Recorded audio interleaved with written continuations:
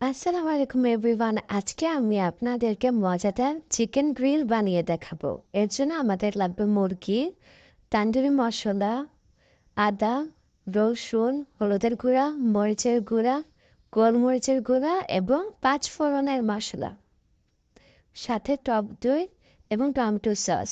আমি এখানে tomato sauce ও chilli sauce দুইটি মিশিয়ে নিয়েছি এবং সাথে ভিনেগার অথবা লেবুও নিতে পারেন। এরপর আমরা মাংসের মধ্যে সব মশলাগুলো দিয়ে দিব। মাংসগুলো অবশ্যই ভালোভাবে ধুয়ে একটু কেটে নিতে হবে, মাঝে দিয়ে চিড়ে নিতে হবে।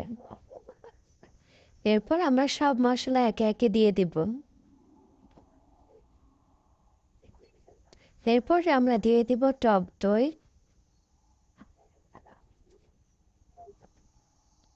সস এবং ভিনেগার।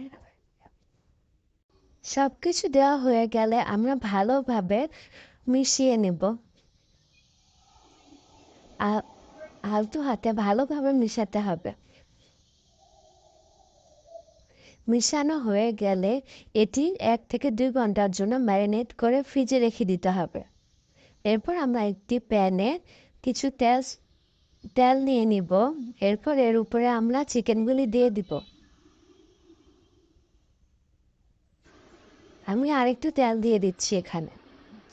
এরপর আমরা চিকেনের উপরে একটু বাটার স্প্রেড করে নেব।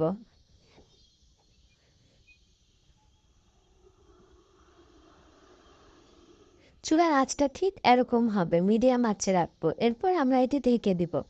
এরপর 15-20 মিনিট পর আমরা চুলাটা খুলে এর মধ্যে যে বাকি মশলাগুলো ছিল ওগুলা দিয়ে দিব। এরপর আমরা আবার ঢেকে 15 মিনিট রান্না করে নেব। এই তো রেডি হয়ে গেল আমাদের মজাদার চিকেন গ্রিল।